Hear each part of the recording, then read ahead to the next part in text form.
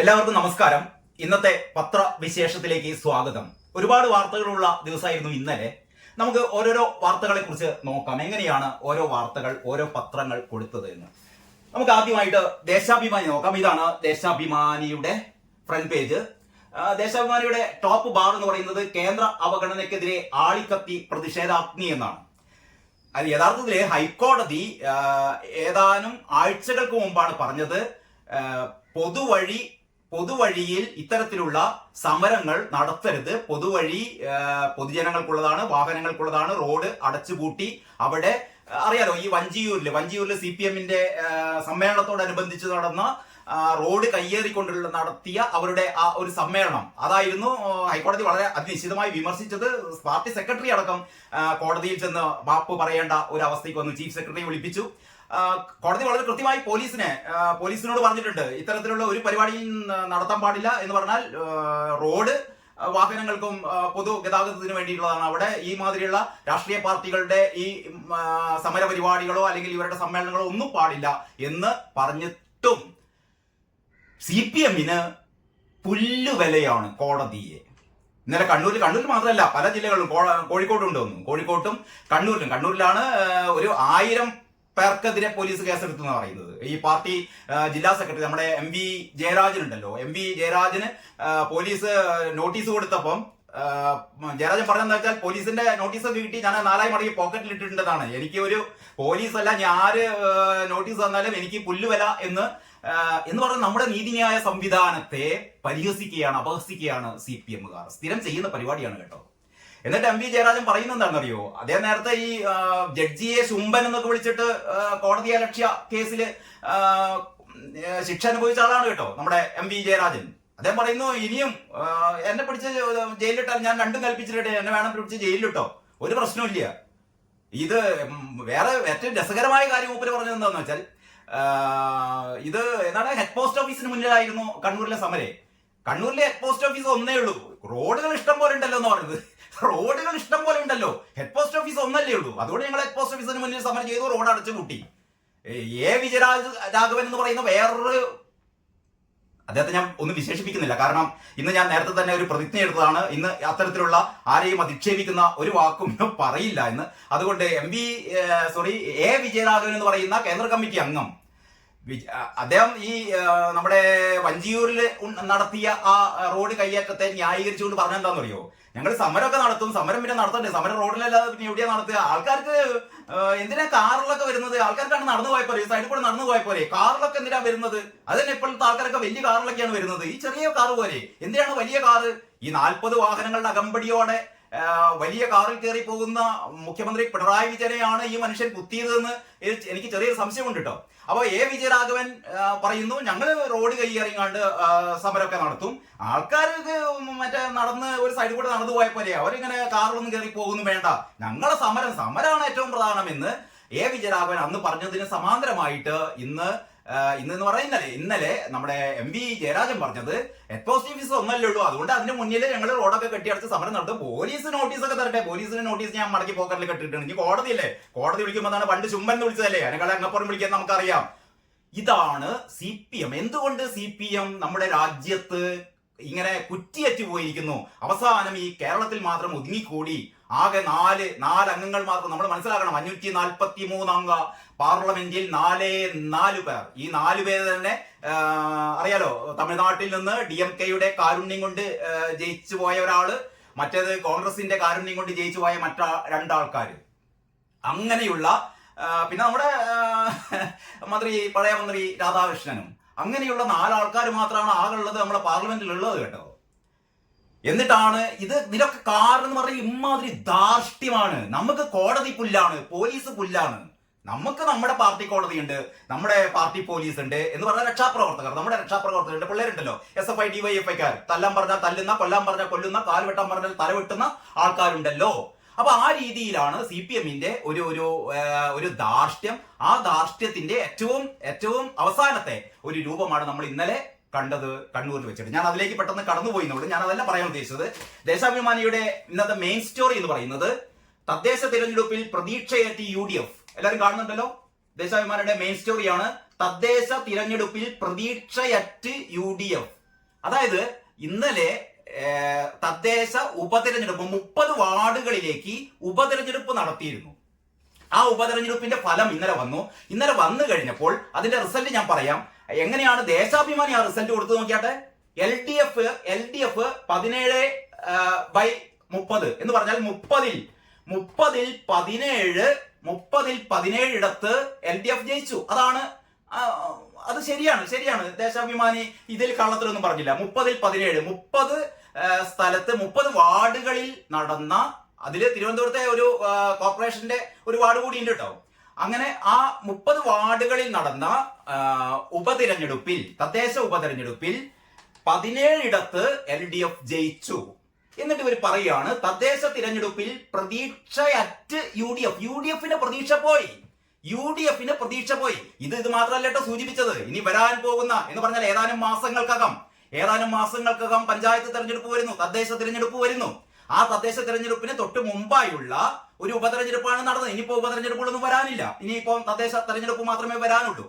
അപ്പോൾ പറയാണ് തദ്ദേശ തെരഞ്ഞെടുപ്പിൽ പ്രതീക്ഷയറ്റ് യു ഡി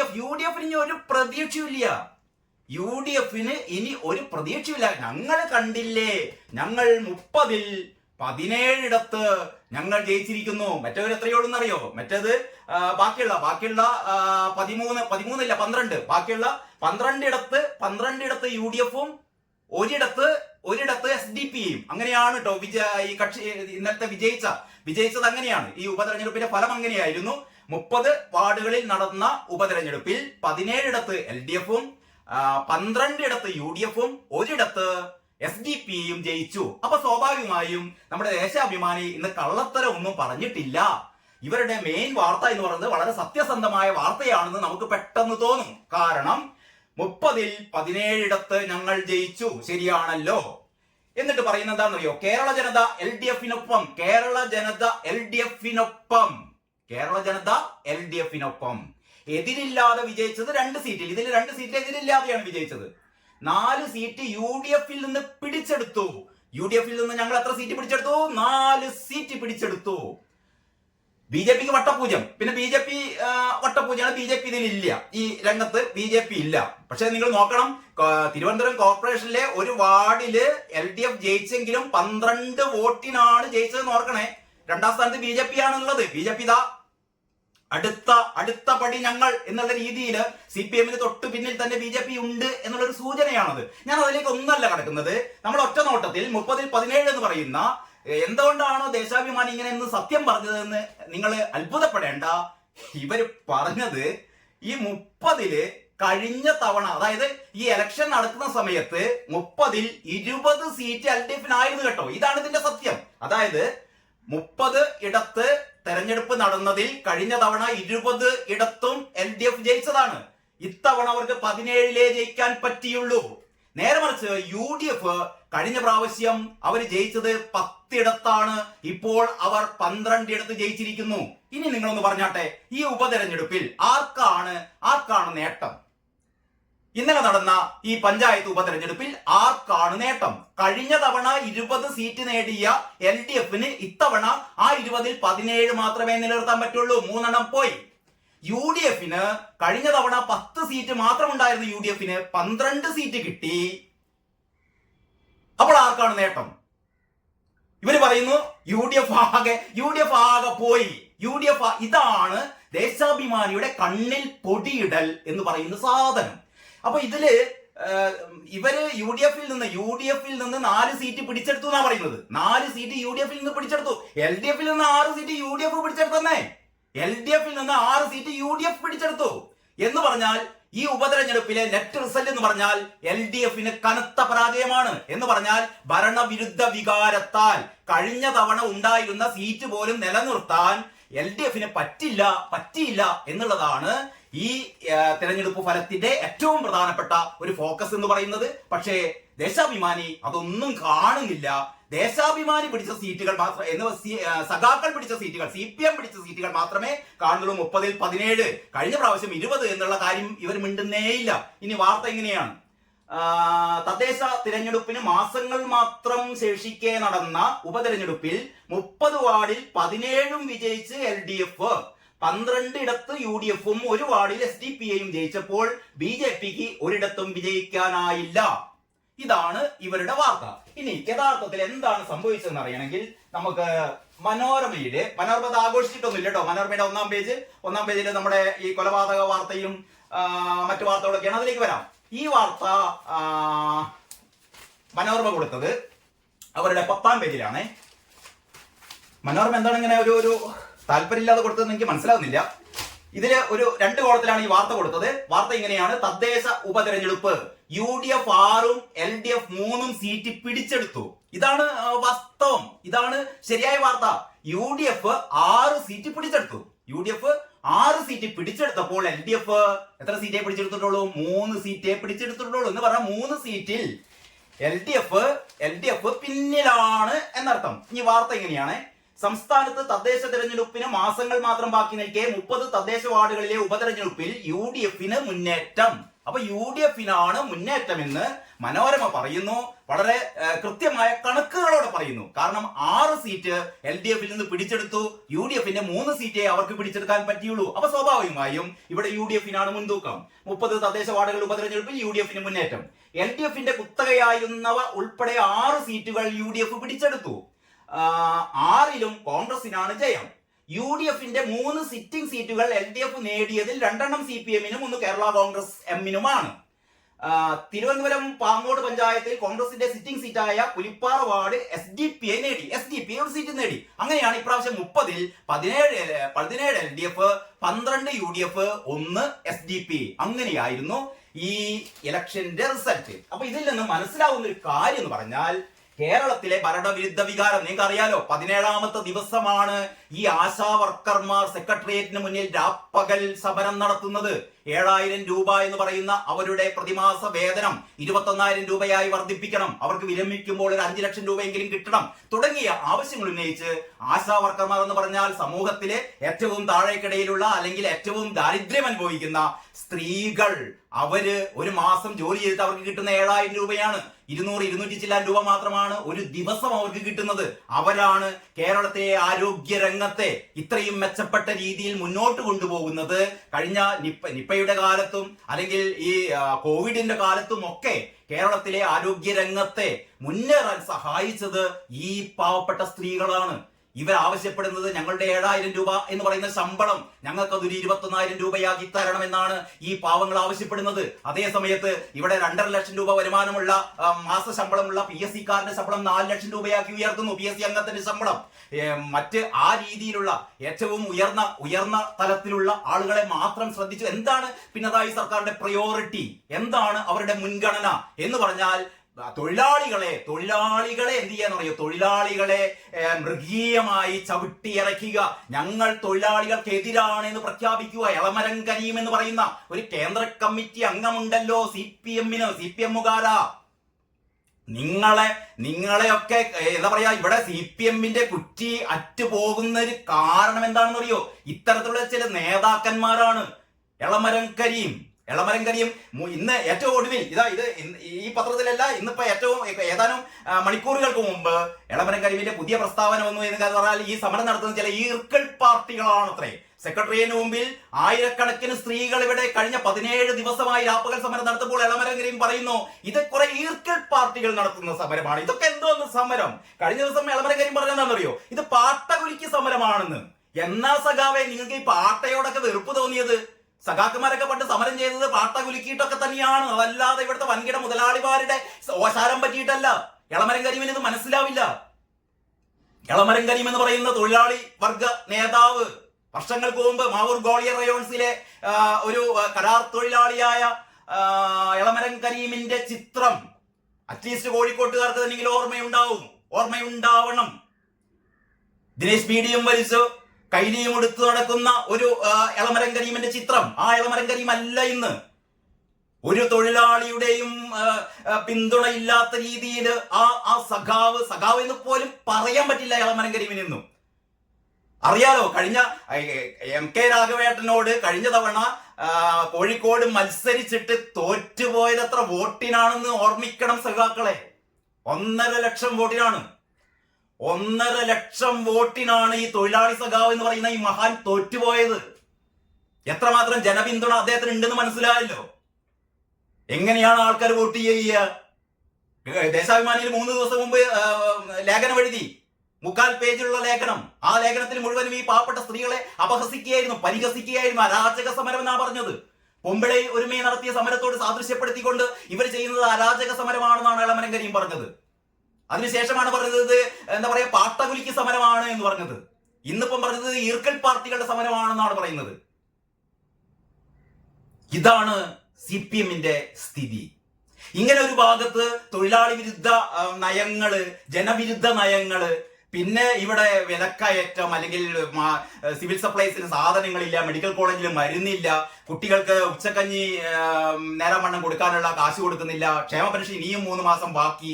ഇങ്ങനെ എല്ലാ രംഗത്തും ഒരു തരത്തിലും മുന്നോട്ട് പോകാൻ പറ്റാതെ ഏറ്റവും ജനവിരുദ്ധ ഇങ്ങനെ ഒരു ഭരണം കേരളം ഇതുവരെ കണ്ടിട്ടില്ല എന്നുള്ള രീതിയിൽ പോലും പിണറായി വിജയന്റെ ഈ 2ാം ഭരണത്തെ ജനങ്ങളാകെ വിലയിരുത്തുമ്പോഴാണ് ഈ വരാൻ പോകുന്ന 2 തെരഞ്ഞെടുപ്പുകളാണ് വരാൻ പോകുന്നത്. ഒന്ന് ഏറ്റവും ഈ വർഷം അവസാനം നടക്കാൻ പോകുന്ന പഞ്ചായത്ത് തെരഞ്ഞെടുപ്പിൽ എന്തായിരിക്കും CPM-ന്. സാധാരണ രീതിയിൽ 2010-ലാണ് എനിക്ക് തോന്നുന്നു, 2010-ലാണ് UDF പഞ്ചായത്ത് തെരഞ്ഞെടുപ്പിൽ വൻ വിജയം നേടിയത്. അതിനുശേഷം ഒരു തെരഞ്ഞെടുപ്പിലും UDF-ന് പഞ്ചായത്ത് തെരഞ്ഞെടുപ്പിൽ വിജയം നേടാൻ പറ്റിയിട്ടില്ല. കാരണം അവിടെയൊക്കെ LDF-ന്റെ ഒരു മേൽക്കൈയാണ് ഉണ്ടായിരുന്നത്. പക്ഷേ ഇത്തവണ എന്താണ് സംഭവിക്കുക എന്നുള്ളതിന്റെ സൂചനയാണ് ഈ ഉപതെരഞ്ഞെടുപ്പ് എന്നാണ് ഞാൻ കരുതുന്നത്.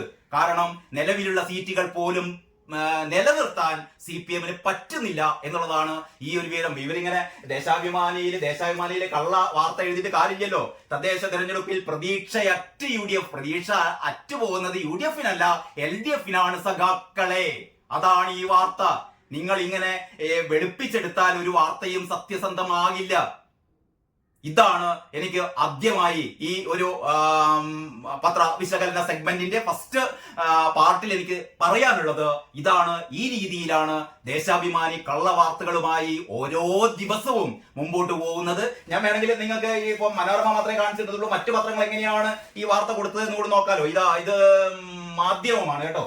ഇന്നത്തെ മാധ്യമത്തിന്റെ 5-ാം പുറത്താണ് വാർത്ത. തദ്ദേശ ഉപതെരഞ്ഞെടുപ്പിൽ മുന്നിൽ, എങ്ങനെയാണ് മാധ്യമം പറയുന്നത്, തദ്ദേശ ഉപതെരഞ്ഞെടുപ്പ് മുന്നിൽ LDF, UDF-ന് നേട്ടമെന്നാണ്. അതാണ് കുറെ കൂടി ശരി. എന്ന് പറഞ്ഞാൽ സീറ്റുകളുടെ എണ്ണത്തിൽ LDF ആണ് മുന്നിൽ, പക്ഷെ നേട്ടം UDF-നാണ് കഴിഞ്ഞ തവണത്തെക്കാൾ.